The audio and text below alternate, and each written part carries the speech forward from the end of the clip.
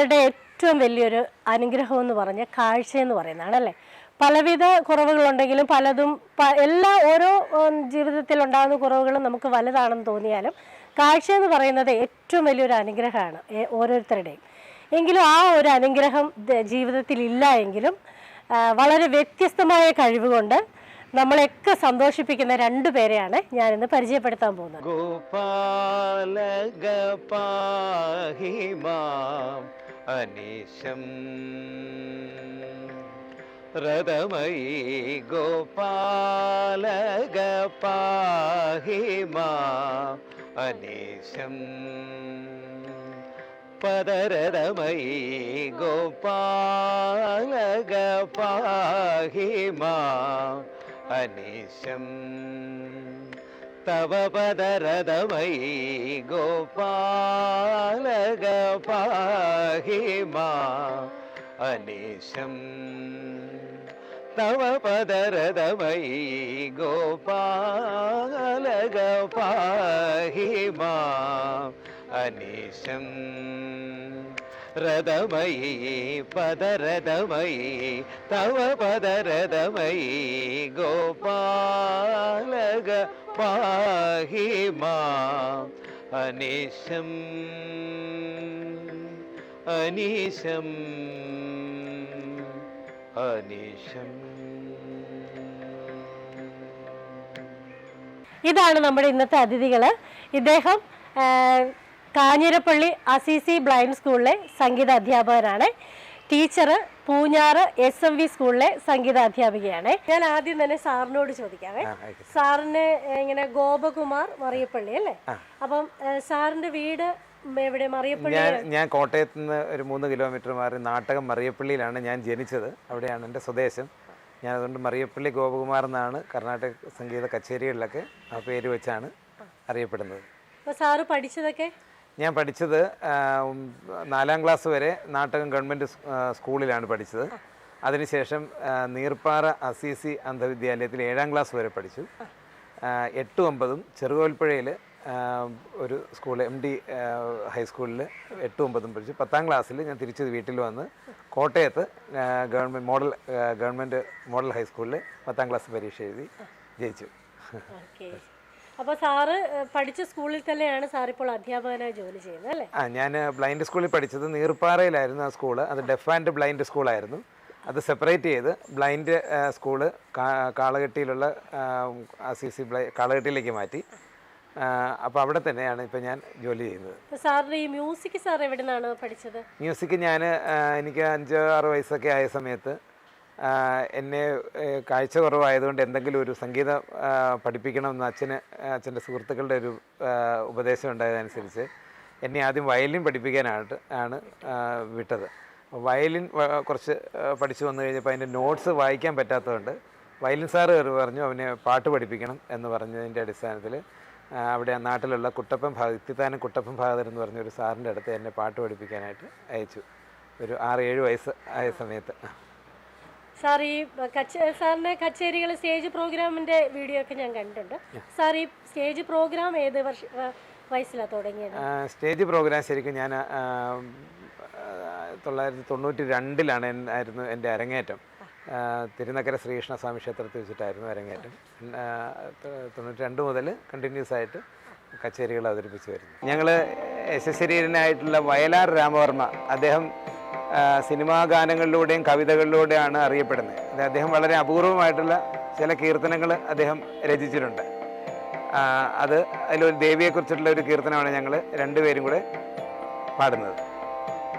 രാഗം ആഭോഗി രാഗത്തിലാണ് കീർത്തനം ചിട്ടപ്പെടുത്തിയിട്ടുള്ളത്.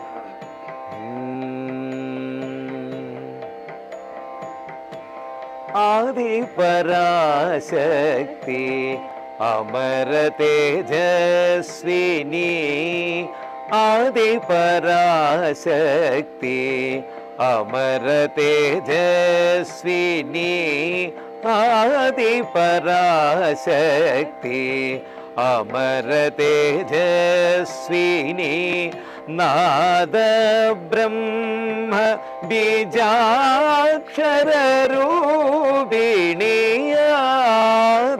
ആദിപരാശക്തി അമര തേജസ്വിനി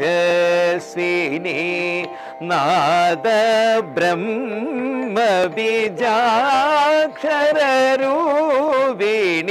ആദി പരാശക്തി അമര തേജസ്വിനി നാദ ബ്രഹ്മ ബീജാക്ഷരൂപിണി ആദി പരാശക്തി അമര തേജസ്വിനി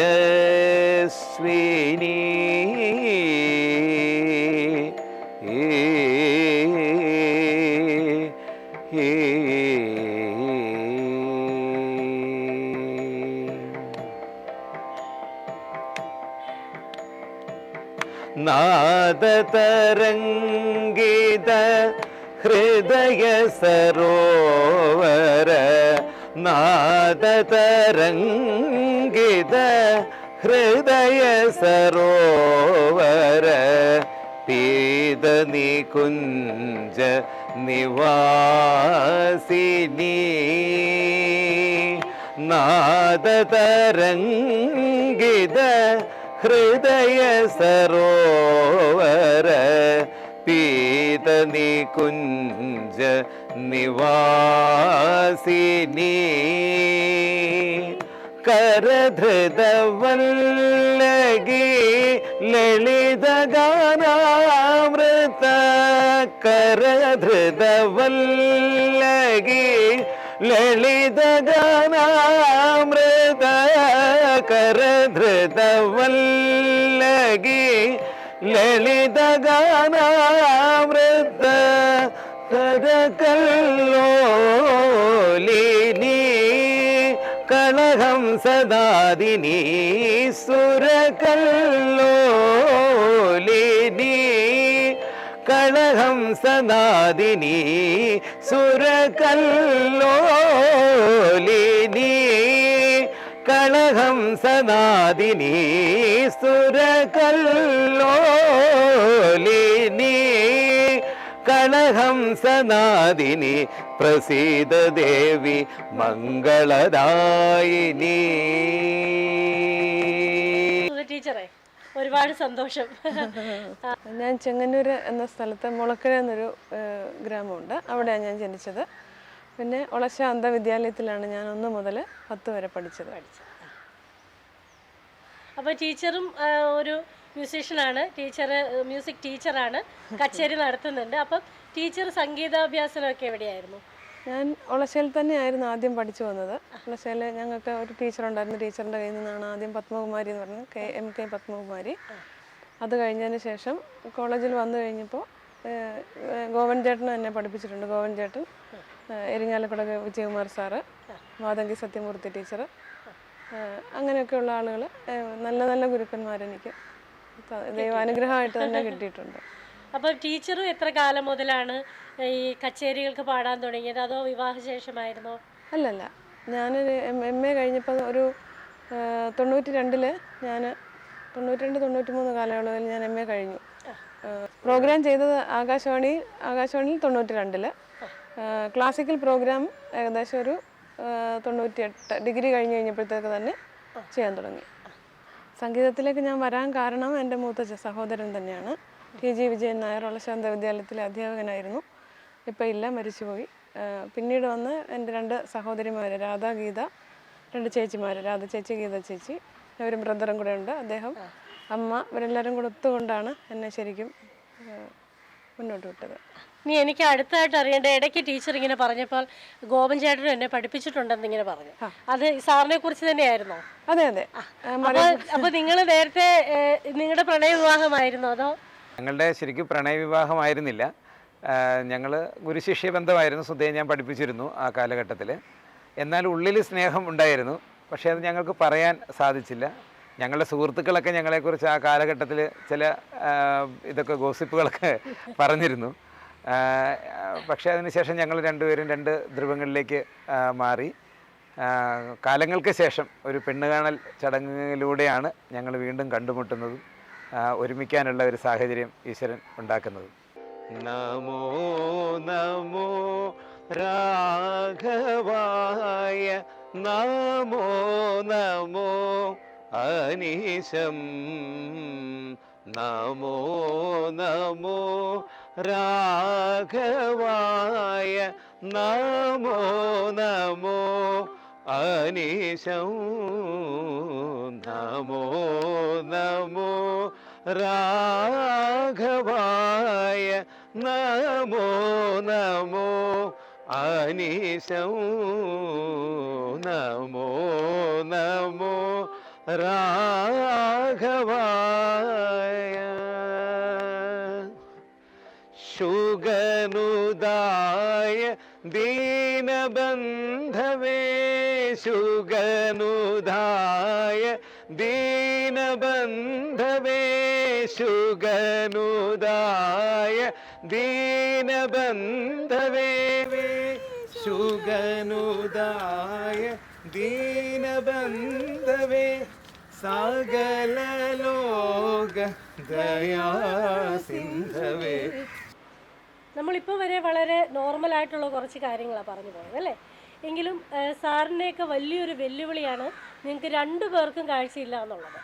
നിങ്ങളിപ്പോൾ ഞാൻ വന്ന് കണ്ടപ്പോഴും മനസ്സിലായി നിങ്ങൾ ഒറ്റയ്ക്കാണ് താമസിക്കുന്നത്. അപ്പം സാറിനൊക്കെ ഈ ഒരു കാര്യം ജീവിതത്തിൽ ഒരുപാട് ബുദ്ധിമുട്ടുകൾ ഉണ്ടാക്കിയിട്ടുണ്ട്. എങ്ങനെയാണ് ഇപ്പോഴും ഇത്രയും ഹാപ്പി ആയിട്ട് ഇത്ര സക്സസ്ഫുൾ ആയിട്ട് മുമ്പോട്ട് പോകാൻ പറ്റുന്നത്?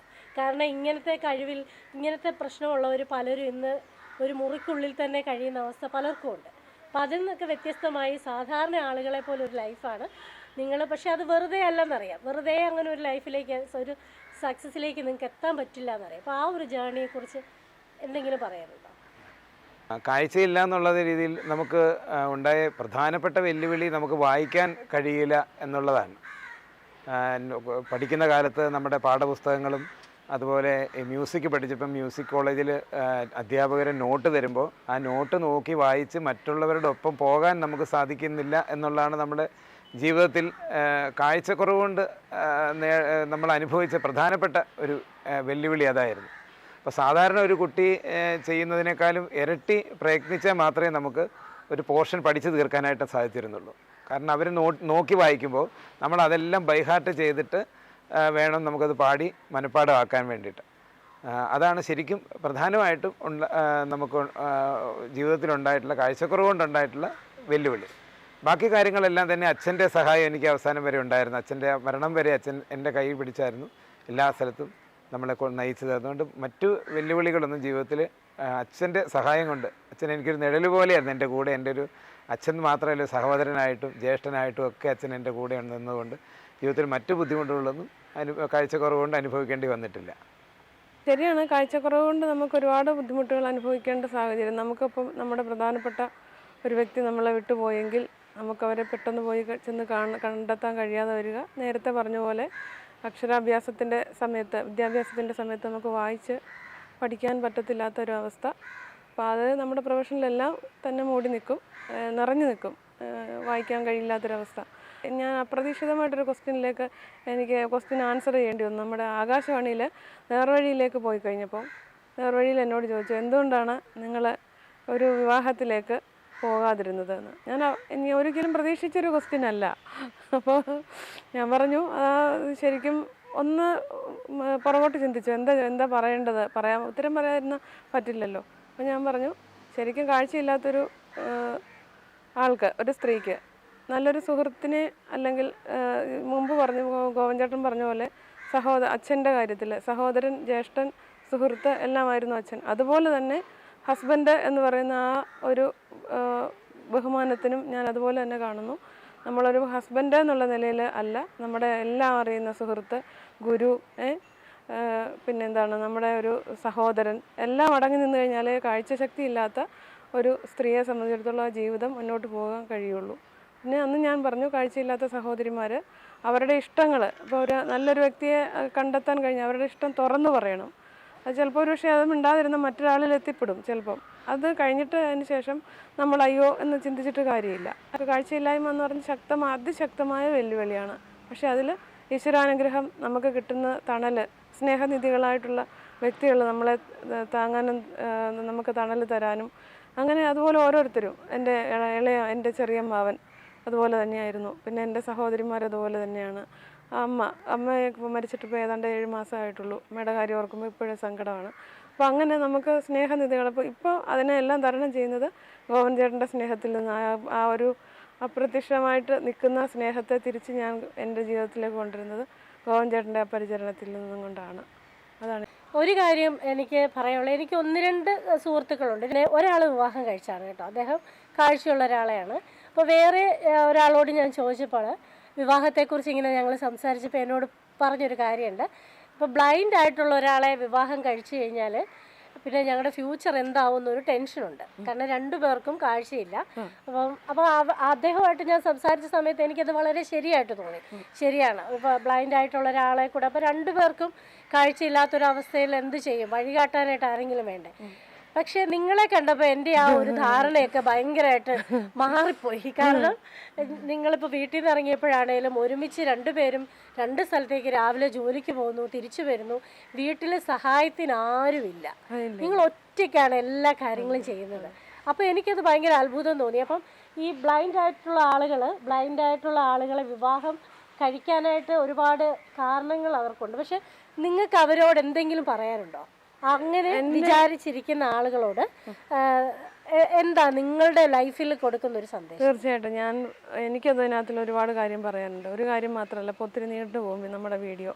എന്നാലും പറയുകയാണ്, കാഴ്ചയുള്ള നമുക്കിപ്പം നോർമലായിട്ട് ഒരു വിവാഹം ആലോചിച്ച്, സാധാരണ ഉള്ളതുപോലെ തന്നെ നോർമലായി ഒരു വിവാഹം ആലോചിച്ച് നമുക്ക് പരിചയമില്ലാത്തൊരു വ്യക്തിയെ നമ്മുടെ ജീവിതത്തിലേക്ക് കൊണ്ടുവരുന്നു. ആ ആൾ നമ്മളെ പരിപൂർണമായിട്ടും ഉൾക്കൊള്ളണം എന്നില്ല.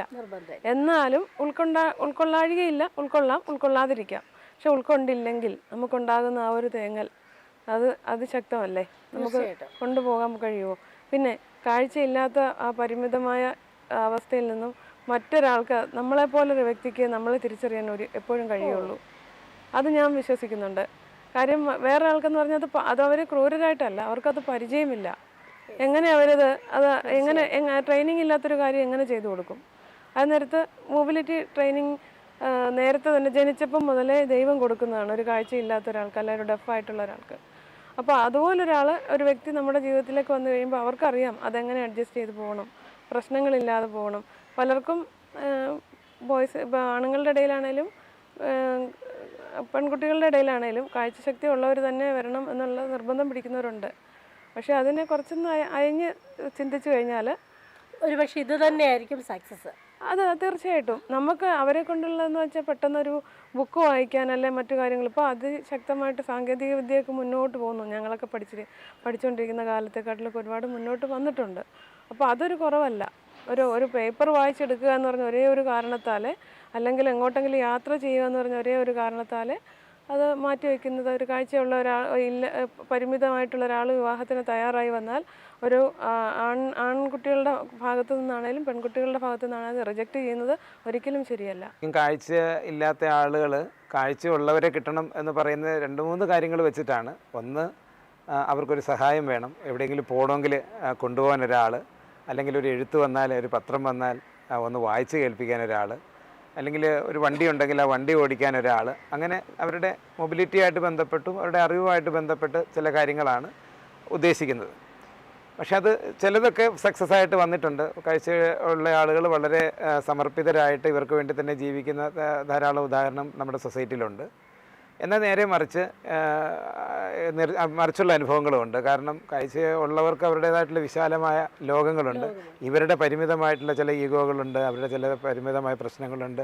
അതേ മനസ്സിലാക്കാനും അത് പരിഹരിക്കാനും ഒന്നും ചിലപ്പോൾ അവർക്ക് സാധിച്ചെന്ന് വരില്ല. അങ്ങനെ വരുന്ന സമയത്ത് അത് പരാജയമായിട്ട് മാറുന്നുണ്ട്. അപ്പോൾ എൻ്റെ അഭിപ്രായത്തിൽ കാഴ്ചയില്ലാത്തവർ തമ്മിൽ, കുറച്ച് കാഴ്ചയുള്ള ഒരാളും ഒരു ടോട്ടൽ ബ്ലൈൻഡ് ആയിട്ടുള്ള ഒരാളും തമ്മിൽ വിവാഹം കഴിക്കാമെങ്കിൽ അത് അവർക്ക് തമ്മിൽ അങ്ങോട്ടും ഇങ്ങോട്ടും മനസ്സിലാക്കാനും, ഒരാളുടെ വിഷമം, എൻ്റെ സുധയുടെയും ജീവിതത്തിൻ്റെ ഒരു സന്തോഷം എന്ന് പറഞ്ഞു കഴിഞ്ഞാൽ സുധയുടെ പരിമിതികൾ എന്താണെന്ന് മനസ്സിലാക്കി അത് പരിഹരിക്കാൻ എന്നെക്കൊണ്ട് കഴിയുന്ന പോലെ ഞാൻ ചെയ്യാറുണ്ട്. അപ്പോൾ എൻ്റെ കുറവുകൾ എന്താണെന്ന് മനസ്സിലാക്കിയ സുധയും അതിൻ്റെ സുധയുടെ ഭാഗത്തുനിന്ന് എനിക്ക് ഗൈഡൻസും കാര്യങ്ങളൊക്കെ കിട്ടുന്നത്. അപ്പോൾ ഞങ്ങൾ പരസ്പരം അങ്ങോട്ടും ഇങ്ങോട്ടും മനസ്സിലാക്കി പരസ്പരം അങ്ങോട്ടും ഇങ്ങോട്ടും സഹകരിച്ചും ക്ഷമിച്ചും സഹിച്ചും ഒക്കെ ജീവിക്കുന്നതുകൊണ്ട് ഞങ്ങൾക്ക് സന്തോഷകരമായിട്ട് മുന്നോട്ട് പോകാനായിട്ട് സാധിക്കുന്നുണ്ട്. വളരെ ഇൻസ്പയറിംഗ് ആയിട്ടുള്ള ഒരുപാട് കാര്യങ്ങൾ പഠിക്കാനായിട്ട് സാധിച്ചു. സാറിൻ്റെ ഈ ഒരു സാറിനോട് സംസാരിച്ചതിലൂടെ നിങ്ങളോട് 2 പേരോട് സംസാരിച്ചതിലൂടെ എനിക്ക് പേഴ്സണലായിട്ടും അല്ലാതെ ഇത് സാറിനെയൊക്കെ പോലെയുള്ള ഒരുപാട് പേർക്കും ഒരുപാട് ഇൻസ്പയറിംഗ് ആയിട്ട് തന്നെയാണെന്നാണ് എൻ്റെ ഒരു വിശ്വാസം. അപ്പോൾ എനിക്ക് ഇപ്പം ഒരു കാര്യം കൂടി ചോദിക്കാനുള്ളത്, സാറിപ്പോൾ ഇപ്പം നിങ്ങൾ രണ്ടുപേരും എന്താണ് ചെയ്യുന്നത്? പിന്നെ നിങ്ങൾ സംഗീത കച്ചേരികളൊക്കെ അവതരിപ്പിക്കുന്നുണ്ട്, അപ്പോൾ അതിനെക്കുറിച്ചൊക്കെ ഒന്ന് പറയുമോ? തീർച്ചയായിട്ടും. ഞാൻ മറിയപ്പള്ളി ഗോപകുമാർ എന്ന പേരിലാണ് സംഗീത കച്ചേരികൾ അവതരിപ്പിക്കുന്നത്.